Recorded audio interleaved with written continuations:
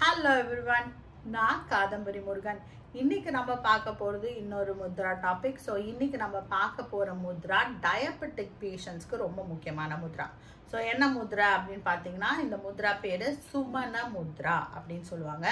இந்த சுமனகா அப்படிங்கிறதோட மீனிங் என்ன அப்படின்னு பார்த்தீங்கன்னா, சுமனகா அப்படின்னா சான்ஸ்கிரிட்ல ஒரு பூ. இந்த பூ என்ன பூ அப்படின்னா ஸ்பானிஷ் ஜாஸ்மின் அப்படின்னு சொல்லுவாங்க. அதாவது நம்மளோட தமிழ்ல பார்த்தோம்னா ஜாதி மல்லி அப்படின்னு சொல்லுவோம்ல, அந்த பூவை தான் இங்க சுமனகா அப்படின்னு சொல்லுவாங்க. ஸோ சுமனா அப்படின்னா என்னன்னா ஒரு நோபல் பர்சன், நல்ல மனநிலை இருக்கிற ஒரு ஆள் அப்படின்னு சொல்லலாம். அதுதான் வந்து சுமனகா. அதாவது எப்பவுமே பாசிட்டிவா திங்க் பண்ற ஒரு மைண்ட், அதுதான் சுமனா அப்படின்னு சொல்லலாம். ஸோ இப்போ இந்த சுமன முத்ரா எப்படி பண்ணுறதுன்னு பார்ப்போம். ஃபர்ஸ்ட் நம்ம இப்படி கை வைப்போம் இல்லையா, இதுக்கு பேரு நமஸ்கார முத்ரா. இதை அப்படியே ரிவர்ஸ் பண்ணோம்னா அதுதான் சுமன முத்ரா. ஸோ இதுதான் சுமன முத்ரா. இங்க வந்து என்னன்னா எல்லா அந்த 4 விரல்களோட நகங்களும் ஒட்டி இருக்கணும். அந்த கட்டை விரல் இருக்கு இல்லையா, அது வந்து கரெக்டா அந்த இண்டெக்ஸ் ஃபிங்கர் மேல ஆள்காட்டி விரல் மேல இருக்கணும். செஸ்ட் கிட்ட வைக்கணும். இதுதான் முத்ரை. நல்லா பிரஸ் பண்ணி வச்சுக்கணும். ஸோ இதான் முத்ரை. இந்த முத்ரையில 5ல இருந்து 15 நிமிஷம் வரைக்கும் சாப்பிட்றதுக்கு முன்னாடி நீங்க இப்படியே இருக்கலாம். கண்களை மூடிக்கணும். இன்ஹேல் அண்ட் எக்ஸேல் மட்டும் நீங்க கவுண்ட் பண்ணா போதும். ஸோ 5 நிமிஷம் இன்ஹேல் அண்ட் எக்ஸேல்னா மெதுவா இன்ஹேல் மெதுவா எக்ஸேல் பண்ணீங்கன்னா 12 தடவை பண்ணா 1 நிமிஷம் ஆயிடும். ஸோ நீங்க 60 இன்ஹலேஷன் 60 எக்ஸலேஷன் பண்ணீங்கன்னா அது உங்களுக்கு 5 நிமிஷம். இந்த மாதிரி கால்குலேட் பண்ணிக்கோங்க. ஸோ இதுதான் முத்ரா. ஸோ இந்த முத்ரையோட இன்னொரு முத்ரையும் பண்ணணும் நம்ம, அதுதான் பிராண முத்ரா. இது எல்லா தெரப்பி வீடியோலையும் நான் சொல்லியிருக்கேன். தெரப்பி பண்றீங்க, தெரப்பிக்காக ஒரு முத்ரா ப்ராக்டிஸ் பண்றீங்க அப்படின்னா கண்டிப்பா பிராண முத்ராவும் ஒரு 5 மினிட்ஸ் பண்ணணும். ஸோ இந்த 2 முத்ரையும் சாப்பிட்றதுக்கு முன்னாடி, ஏன்னா வயிறு எம்டியா இருக்கணும், சாப்பிட்றதுக்கு முன்னாடி இந்த 2 முத்ரையும் ப்ராக்டிஸ் பண்ணிக்கோங்க நீங்க டயபெட்டிக் பேஷண்டா இருந்தீங்கன்னா. ஸோ இப்போ வந்து இந்த முத்ரையோட ஸ்பிரிச்சுவல் பெனிஃபிட் என்ன அப்படின்னு பார்ப்போம். ஸோ ஸ்பிரிச்சுவல் பெனிஃபிட் என்னன்னா, இந்த முத்ரையோட ஸ்பிரிச்சுவல் பெனிஃபிட் தான் இதுக்கும். ஸோ நமஸ்கார முத்ரையோட ஸ்பிரிச்சுவல் பெனிஃபிட் என்னன்னா, நம்மளோட அநாஹத சக்ரா அப்படிங்கிற ஹார்ட் சென்டரை இது ஓப்பன் பண்ணும். இதே தான் இந்த சுமன முத்ராவும் பண்ணும்.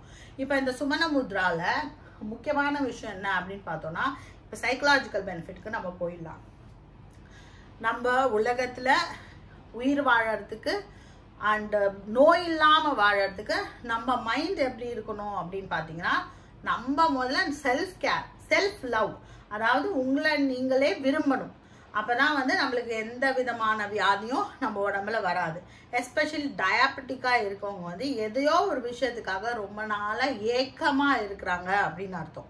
இப்ப வந்து உங்களுக்கு செல்ஃப் லவ் அது வந்து இந்த முத்ரை பண்ணறதுனால உங்களுக்கு வரும். கொஞ்சம் கொஞ்சமா உங்களை நீங்களே விரும்புறதுக்கு நீங்க ஆரம்பிப்பீங்க.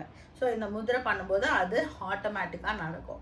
ஸோ செல்ஃப் லவ் இருந்ததுன்னா என்ன ஆகும்னா, நீங்க வந்து கரெக்டா சாப்பாடு, இந்த டயபெட்டிஸ்க்குன்னு ஒரு டயட் இருக்கும், அதை நீங்க கரெக்டா ஃபாலோ, மாத்திரைகள் ஏதாவது கொடுத்துருந்தாங்க இல்லை இன்சுலின் ஏதாவது போட்டுக்கிறீங்க அப்படின்னாலும் அதெல்லாமும் நீங்க சரியா உங்களை நீங்க பார்த்துக்கிறதுக்கு இந்த ஒரு சைக்கலாஜிக்கலா இதான் பெனிஃபிட். உங்களை நீங்க பார்த்துக்கிறதுக்கு இந்த முத்ரா வந்து ரொம்ப ஹெல்ப்ஃபுல்லா இருக்கும். இதை பண்ணும்போதெல்லாம் நீங்க வந்து உங்களை நீங்களே ஏன்னா நான் ரொம்ப சந்தோஷமா இருக்கேன் அப்படின்னு நீங்க உங்களுக்கே நீங்க சொல்லிக்கணும். நான் ரொம்ப சந்தோஷமா இருக்கேன் அப்படின்னு சொல்லிக்கலாம்.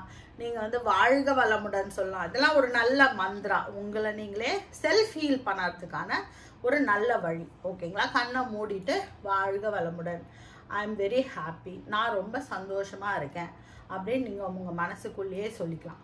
ஸோ இது வந்து சைக்கலாஜிக்கல் பெனிஃபிட். அநாஹத சக்ராங்கிற இந்த ஹார்ட் சக்ரா ஓப்பன் ஆச்சுன்னா என்ன ஆகும்னா, உங்களுக்கு வந்து love and compassion already improve ஆகிடும். ஸோ இந்த முத்ராவோட சைக்கலாஜிக்கல் பெனிஃபிட் உங்களுக்கு புரிஞ்சிருக்கும்னு நினைக்கிறேன். ஸோ உங்கள் மனசில் லவ் கம்பேஷன் இம்ப்ரூவ் ஆகும், செல்ஃப் லவ் செல்ஃப் கேரும் இம்ப்ரூவ் ஆகிடும். ஸோ இப்போ நீங்கள் வந்து சுறுசுறுப்பாக ஆகிடுவீங்க. இதெல்லாம் தான் சைக்கலாஜிக்கல் பெனிஃபிட். இப்போ ஃபிசியலாஜிக்கல் பெனிஃபிட்க்கு போகலாம். ஃபர்ஸ்ட் பெனிஃபிட் என்ன அப்படின்னா, பேங்க்ரியாஸ், அதாவது கணையம் அப்படின்னு சொல்லுவாங்க இல்லையா, அதுதான் பேங்க்ரியாஸ். அது வந்து என்னன்னா உங்களோட வயிறோட பின்பகுதியில இருக்கு. இந்த அதாவது லெஃப்ட் சைட்ல பின்பகுதியில இருக்கு. இங்கேயும் கீழே வந்து ஸ்பிளீன் அப்படின்னு சொல்ற மண்ணீரல் இருக்கு. இது ரெண்டுத்தோட ஃபங்க்ஷனையும் இந்த முத்ரை பண்ணதுனால நம்ம ரெகுலேட் பண்ணிக்கலாம். இதெல்லாம் டைப் 2 டயபெட்டிஸ்க்கு டைப் 2 டயபெட்டிஸ் இருக்கவங்களுக்கு இதெல்லாம் வந்து ரெகுலேட் ஆகும். பேங்க்ரியாஸ் ரெகுலேட் ஆகும், அதோட ஃபங்க்ஷன் ரெகுலேட் ஆகும், அதுக்கப்புறம் ஸ்ப்ளீனோட ஃபங்க்ஷன் ரெகுலேட் ஆகும். இப்போ இதோட இன்னொரு பெனிஃபிட் என்னன்னா, ஸ்ப்ளீனோட ஃபங்க்ஷன் ரெகுலேட் ஆனால் நம்மளோட நோய் எதிர்ப்பு சக்தி வந்து நம்மளுக்கு நல்லா ஆயிடும். ஸோ நோய் எதிர்ப்பு சக்தி வர்றதுனால மற்ற கண்டிஷன்ஸ் எதுவும், இந்த டயபெட்டிஸ் இருக்கும்போது மற்ற கண்டிஷன் எதுவும் வராமல் நம்ம பார்த்துக்கலாம். ஸோ நம்ம உடம்ப நல்லா பார்த்துக்கிறதுக்கு இந்த முத்ரை ரொம்ப ஹெல்ப்ஃபுல்லாக இருக்கும். டைஜஷன் வந்து நம்மளுக்கு இம்ப்ரூவ் ஆகும். இந்த முத்ரை பண்ணும்போது டைஜஷனும் நம்மளுக்கு இம்ப்ரூவ் ஆகும்.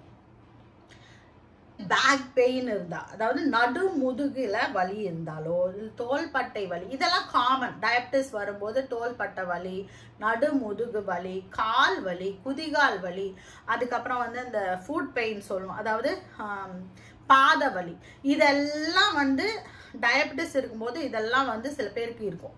இதெல்லாமும் இந்த முத்ரை பண்ணும்போது நம்ம சரி பண்ணிக்கலாம். அப்புறம் இன்னொரு முக்கியமான விஷயம் என்னன்னா, டயபெட்டிக் நியூரோபதி அப்படின்னு சொல்லுவாங்க, நரம்புல வர நோய்.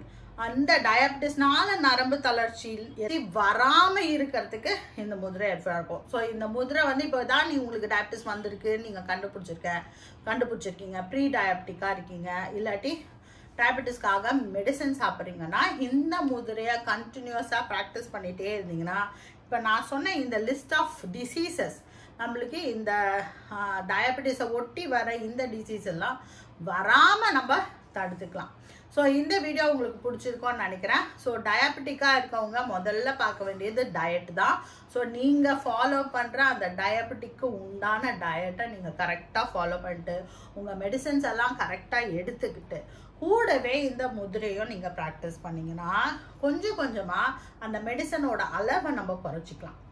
மெடிசன் வந்து ரொம்ப நாளாக எடுத்துகிட்டு இருக்கீங்கன்னா கொஞ்சம் கொஞ்சமாக அந்த மெடிசனோட அளவு குறைச்சிக்க முடியும்.